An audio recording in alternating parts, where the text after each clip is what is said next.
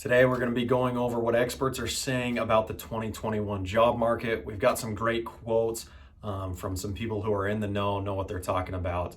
But first, let's start with our joke as always. Today, the question is, what does a penguin use to build its house?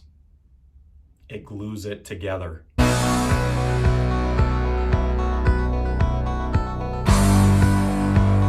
I came across some interesting quotes as I was reading through the Wall Street Journal regarding the 2021 job market and what the predictions are for the job market.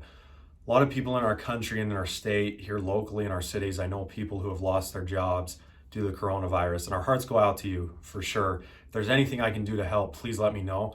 I'll do whatever I can to help you, support you, help you find more employment, anything that I can do.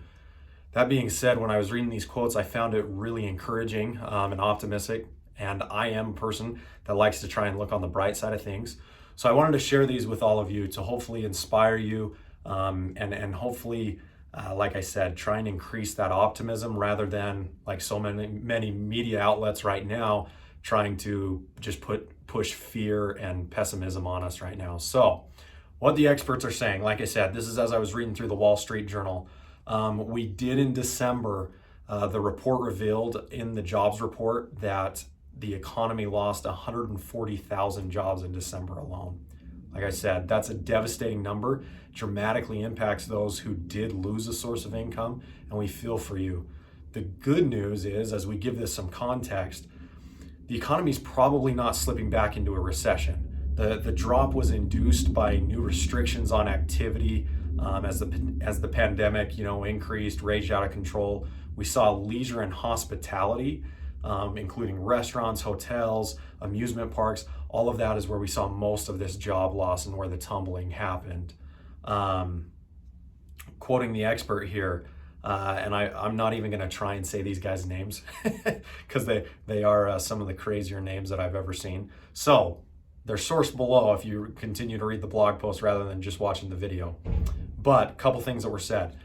Quote, "These numbers are distressing, but they are reflective of the time when coronavirus vaccines were not rolled out and federal fiscal policy was still deadlocked. Hopefully, the recent legislation can help build a bridge to a time when vaccines are fully rolled out and the labor market can sustainably heal." Close quote. And then again, with another one from an economist from JP Morgan Chase stating, quote, "The good news in today's report is that outside the hopefully temporary hit to the food service industry, the rest of the labor market appears to be holding in despite the latest public health challenges." Close quote.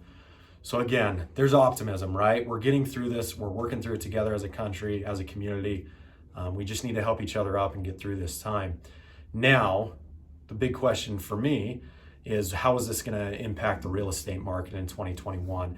And a lot of people are concerned that with so many Americans and people being unemployed, that we're going to see distressed properties like foreclosures, short sales, REO, HUD homes really flood the market once again and dominate the housing market again.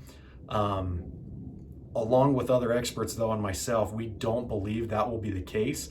There are reasons to be optimistic despite these massive unemployment levels, that government policies under the new administration will help.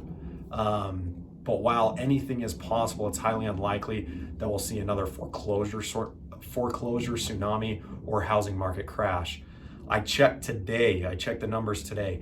Foreclosures in the state of Utah, active listings, foreclosures in the state of Utah, zero in the whole state. So I know that we're having a hard time getting through this. I know I've said that multiple times in this video, but the bottom line is that hopefully the new stimulus package will lessen some of the pain for the people who have lost the income. The health crisis, though, should improve by mid-year as long as we continue to roll out these vaccines, with expectations that the job market will also progress significantly. The other good news is that interest rates remain low. Even though prices are climbing, interest rates remain low. It makes it affordable to buy a home right now. So hopefully this information helps you guys. Like I said, trying to bring some optimism into the world instead of all this fear and concern that's continually being pushed by these media outlets. If you have any questions, always here and happy to talk, discuss these issues with you. Thanks.